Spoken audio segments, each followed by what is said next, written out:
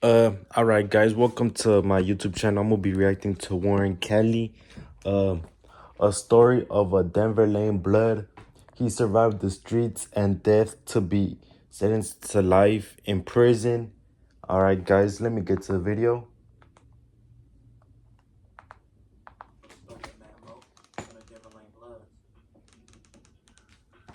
Man, Mo was born Omar Lakeith Jones in the mid-70s. He would have a hard upbringing growing up in South Central Los Angeles. His mom was in prison in his childhood, and his father wasn't around. So for a youth, he didn't have a lot of guidance growing up. And growing up on 111 Figure Road, he would find his family, and that family would. And those Bloods go against Crips and Hoovers. So they're like middle of the Hoover and Crip neighborhood. So it's like their neighborhood is surrounded by pimps, Figueroa's. Yeah, that's the blood set around Figueroa Street, and they beef with the Hoovers and the Crips. Uh, all right, guys, let me get to the video. Shout out to the Denver Lane Bloods. Become the Denver Lane Bloods. What you call it? Shout out to blood gangs in Los Angeles. Hit, Big Hit, and Lil Hit too. Hit claimed this set too. The larger Crip umbrella, they formed the Bloods. The Denver Lane consists of several different streets under their hood, like 106th Street, 108th, 109th. Dang, they got 106, 108, 109th. It's all through the hundreds. That's why they probably beef with the Rolling Hundreds. 107, the Salos. I think Jap's neighborhood Jap 5 is 107. I think Hoover 111 and 115. 111th and 115 all in the Denver Lane. So it's like they got like a lot of sets, a lot of blocks, a lot of cliques, a lot of members too. Like ain't none of these sets probably less than 10 members. They probably got like 20 members in each clique, or maybe more. You never know. But let's get to video, guys. The Denver Lane Bloods also even have subsets in other cities, like Pasadena.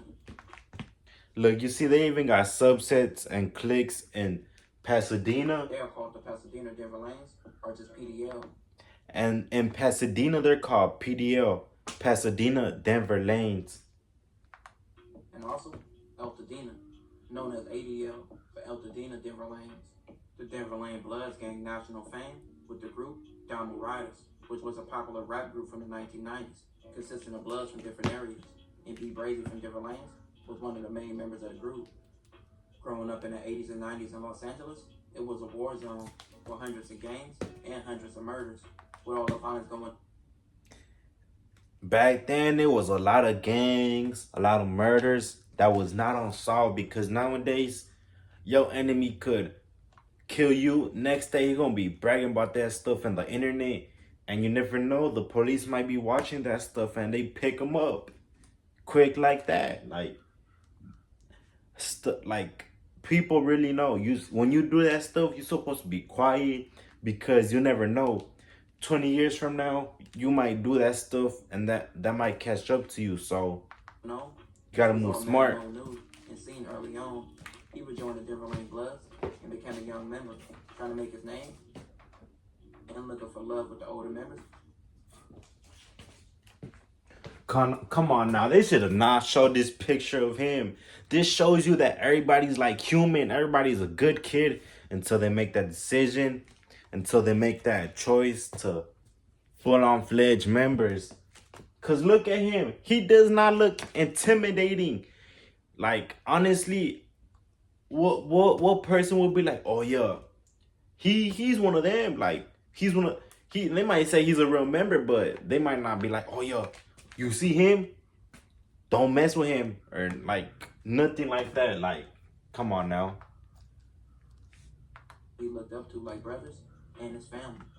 But just being in the streets and banging early on will cause a pain a child should never experience. He was shot up bad with a friend only at the age of 13. which he narrowly survived, and his friend would die. Getting shot at 13 is crazy, but what was he doing though? Like, was he jumping people, fighting? Because once a person stops fighting and gets real money like that, guns get involved in shootouts, gunplay, and all that stuff. But if you broke and just have no money, that's out. Like, what is you doing? In that shooting. This event would forever change Mad Mo and turned him up in the streets, which he became involved in a lot. You see, when he got shot, who wouldn't get turned up? Like, when you get shot or some life or death situation happens like that, you're either gonna step away, move around, or just full green light, gas pedal, full fledged, crash out mode. Like, you're not worried about nothing.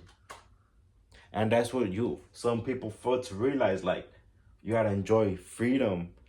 It's easy to go to jail, that's easy, but staying out, being out for your people and stuff, making money, that's the hard part.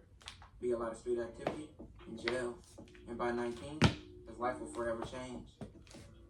September 22nd, 1996, a man named Larry was driving All right, he said at 19 his life would change, and right now I think he's talking about the murder. Car with another man named Aaron in the passenger seat. The car stopped at an intersection, and allegedly, Mad Mo drove alongside of their car and stopped. Allegedly, they said Mad Mo said, "What's up, blood?"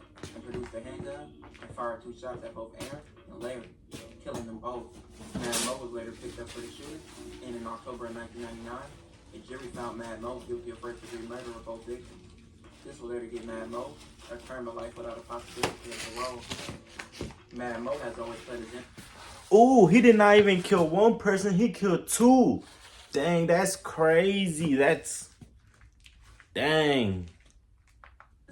Stating he didn't do the crime and that he was an innocent man. Mad Mo has been locked up for 27 years, and there's been several motions and petitions to get Mad Mo out of jail, but nothing has worked. One of the petitions stated his innocence, stating how he was falsely accused of doing the shooting, and provided multiple reasons why he shouldn't be in jail. In 2022, Mad Mo will appear in a prison interview with a channel called Vintage Ball, where he would tell his story. As of now, Mad Mo is 48 and in Cali State Prison, still pleading his innocence and trying to get his freedom. Dang, at the end of the day, he was innocent. Like, damn.